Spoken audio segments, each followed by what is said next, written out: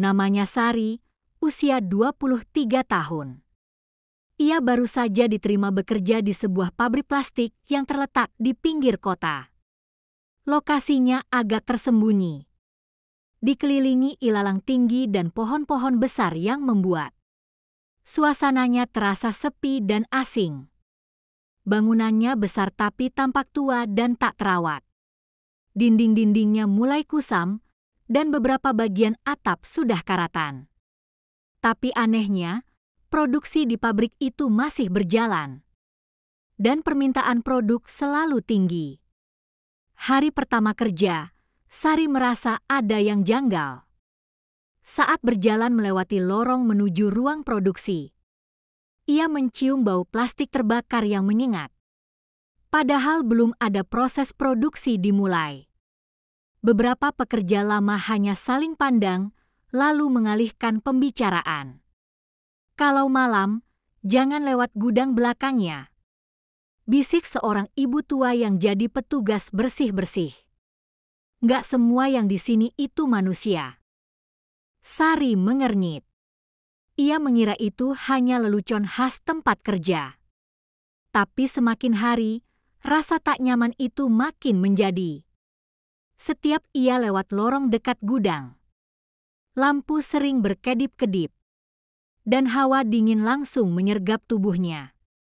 Pernah sekali ia merasa ada yang menyentuh bahunya.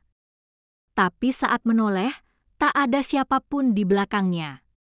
Yang paling membuat merinding adalah saat ia melihat pantulan wajah perempuan lain di kaca panel mesin, padahal ia sedang sendirian.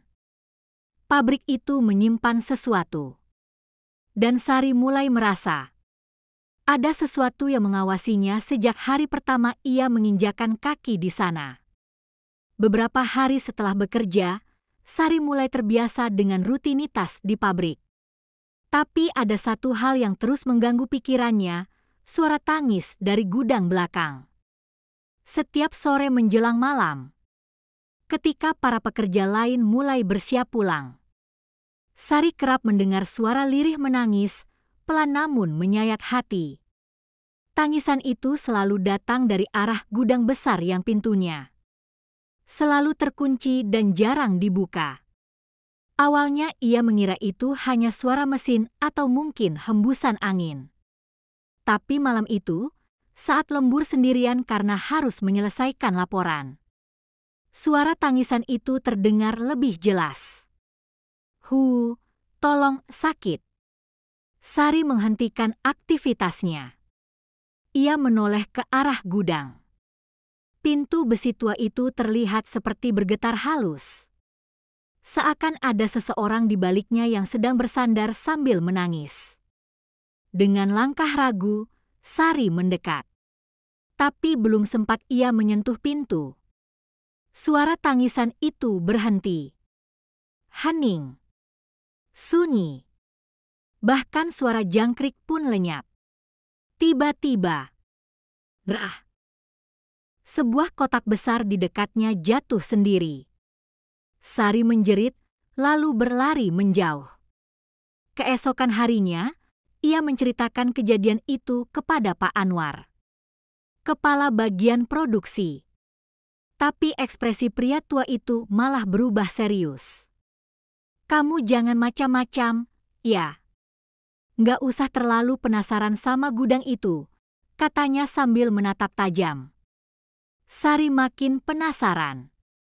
Apalagi setelah ia mendengar desas-desus dari beberapa karyawan. Lama, pernah ada seorang wanita hilang di pabrik itu. Terakhir kali terlihat, dia masuk ke gudang dan tidak pernah keluar lagi.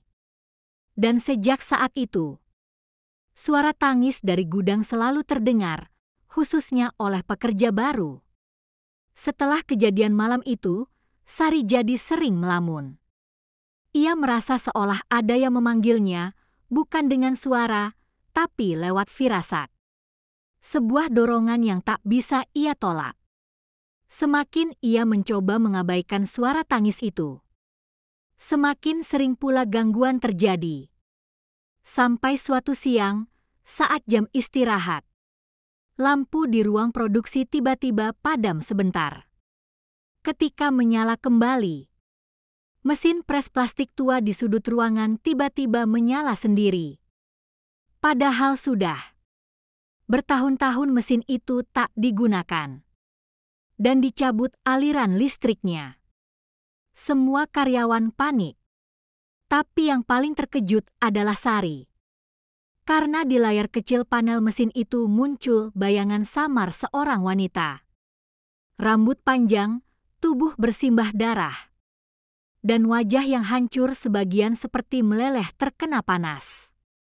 Mesin itu lalu berhenti dengan suara mendesing tinggi, dan bau terbakar langsung menyebar. Setelah kejadian itu, Sari memberanikan diri bertanya kepada Ibu Minah.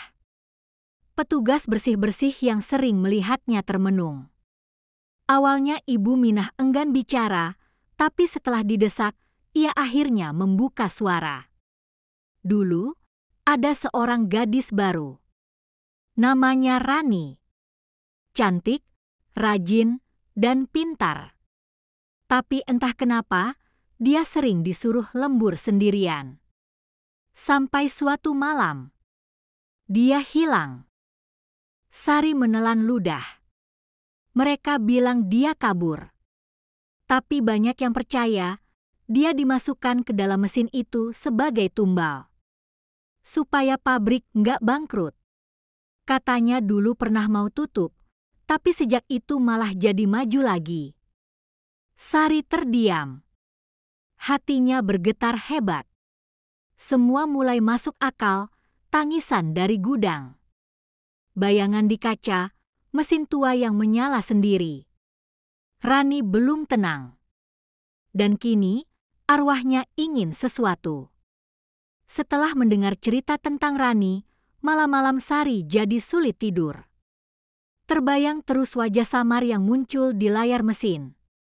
Dan bau terbakar yang anehnya masih sering tercium di ruang produksi meski tak ada kegiatan. Namun gangguan tak berhenti sampai di situ. Malam itu, ketika hendak pulang lebih larut dari biasanya, Sari melewati lorong belakang pabrik. Lorong itu sunyi dan lembab. Lampu-lampunya berkedip-kedip pelan, seperti kehabisan daya. Saat langkahnya semakin dekat ke gudang, ia melihat seseorang sedang berdiri di ujung lorong, membelakanginya. Seorang wanita. Rambutnya panjang. Mengenakan seragam kerja putih dengan noda hitam di bagian punggung. Tubuhnya berdiri kaku, tak bergerak sedikit pun. Sari menyangka itu rekan kerjanya. "Bu? Ibu siapa?" "Masih lembur?" tanyanya ragu. Wanita itu tak menjawab. Ketika Sari melangkah lebih dekat, wanita itu berputar perlahan. Namun anehnya kakinya tidak bergerak. Hanya tubuh bagian atas yang memutar seperti dipelintir paksa. Wajahnya rusak. Sebagian kulit pipi melepuh dan matanya menatap tajam, penuh amarah. Dari mulutnya mengalir darah pekat yang menetes ke lantai. Sari menjerit dan lari terbirit-birit, tapi suara langkah wanita itu mengejarnya. Bukan suara langkah sepatu, tapi seperti gesekan daging mentah diseret di lantai. Ketika Sari menoleh lagi, sosok itu menghilang, hanya menyisakan bekas jejak darah di lantai lorong. Sejak malam itu, penampakan wanita berseragam putih menjadi sering terlihat. Beberapa karyawan juga mulai diganggu, mengalami mimpi buruk. Bahkan ada yang pingsan saat bekerja karena merasa dicekik oleh sosok misterius. Arwah itu tak hanya menampakkan diri. Ia ingin dilihat. Ia ingin diingat. Dan ia ingin pembalasan. Setelah peristiwa penampakan itu, suasana di pabrik berubah drastis. Banyak karyawan memilih mengundurkan diri. Yang tersisa hanyalah orang-orang yang sudah lama bekerja di sana. dan mereka tampak seperti menyimpan ketakutan yang dalam. Sari tak tinggal diam. Ia mulai menyelidiki lebih jauh tentang Rani, wanita yang dikabarkan menjadi tumbal. Ia mencari data lama di ruang arsip dan menemukan daftar kehadiran karyawan 5 tahun lalu. Nama Rani memang tercatat, tapi hanya sampai minggu ketiga. Setelah itu, tak ada catatan pengunduran diri, surat PHK, ataupun laporan kecelakaan kerja. Seolah ia dihapus begitu saja dari sistem. Yang lebih mengejutkan, ia menemukan memo internal dari pemilik pabrik saat itu. Memo yang tidak pernah dipublikasikan. Jangan biarkan produksi berhenti. Lakukan apapun yang perlu, seperti dulu. Kita sudah tahu. Tumbal pertama membuat pabrik ini hidup kembali. Sari menggigil membaca itu. Ini bukan hanya rumor, ini pengorbanan manusia yang disengaja. Ia pun mendatangi Pak Anwar, kepala produksi, dan langsung menuduh. Bapak tahu semuanya, kan? Tentang Rani. Tentang tumbal itu. Pak Anwar menunduk lama. Lalu berkata pelan, "Kau pikir kenapa pabrik ini tetap hidup? Padahal mesin tuanya sudah rusak dan banyak pegawai pergi? Karena kami memberinya makan. Sejak Rani, tidak ada tumbal lagi. Tapi kini, dia menuntut gantinya." Sari mundur perlahan. Napasnya tercekat. "Jadi, kalian mengorbankan dia? Kalian bunuh dia demi pabrik ini tetap berjalan?" Pak Anwar hanya diam. Tapi dari matanya, jawabannya sudah jelas. Dan kini, semua yang terlibat dalam pengorbanan itu, satu persatu mulai mendapatkan kunjungan dari arwah yang menolak dilupakan. Arwah Rani tidak lagi hanya menangis. Ia menuntut darah. Setelah konfrontasi dengan Pak Anwar, Sari tak bisa tenang. Pabrik itu bukan lagi tempat kerja biasa, tapi sarang kutukan. Dan sejak saat itu, mimpi-mimpinya mulai berubah menjadi lebih gelap dan nyata. Malam itu, Sari bermimpi ia berada di ruang produksi. Lampu berkedip, mesin-mesin menggeram. Dan di tengah-tengah ruangan, berdiri sosok wanita berseragam putih. Rani. Namun kali ini, Rani tidak hanya berdiri diam. Ia berbicara. "Katakan kepada mereka, aku tidak akan pergi sebelum semua tahu kebenarannya. Aku tidak mati karena kecelakaan. Aku dibakar hidup-hidup. Tubuhku masih di sana." Sari terbangun dengan tubuh gemetar dan pakaian penuh dingin. Tapi yang paling mengejutkan, telapak tangannya. Penuh noda hitam seperti jelaga, padahal ia belum menyentuh apapun. Hari berikutnya di pabrik, keanehan makin menjadi. Sari mulai bicara sendiri tanpa sadar. Kadang ia menulis di kertas kerja dengan tulisan asing, seperti bukan tulisannya. Ia mulai tahu hal-hal yang seharusnya tidak ia ketahui, seperti lokasi kunci gudang, atau nama-nama pekerja lama yang sudah tak tercatat. Rekan-rekannya mulai menjauh. Mereka bilang Sari berubah. Tapi Sari tahu, Rani merasuk ke dalam dirinya. Bukan untuk menguasai tubuh, tapi untuk menyampaikan pesan dari alam lain. Dan suatu malam, tubuh Sari berjalan sendiri ke gudang yang dulu selalu terkunci. Kuncinya, entah kenapa, tergantung begitu saja di gagang pintu. Dengan tangan bergetar, ia membukanya. Bau busuk menyambutnya. Campuran antara plastik terbakar dan daging yang membusuk.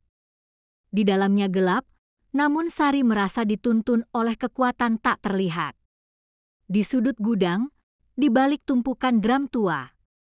Ia melihat seonggok tulang manusia berbalut sisa-sisa pakaian kerja putih.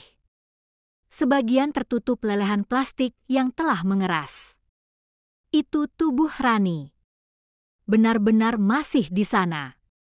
Dan ketika Sari menatap tulang itu, ia mendengar suara berbisik langsung dalam pikirannya. Sekarang mereka harus tahu. Atau aku akan mengambil semuanya. Penemuan tulang belulang Rani di dalam gudang menggegerkan seluruh pabrik.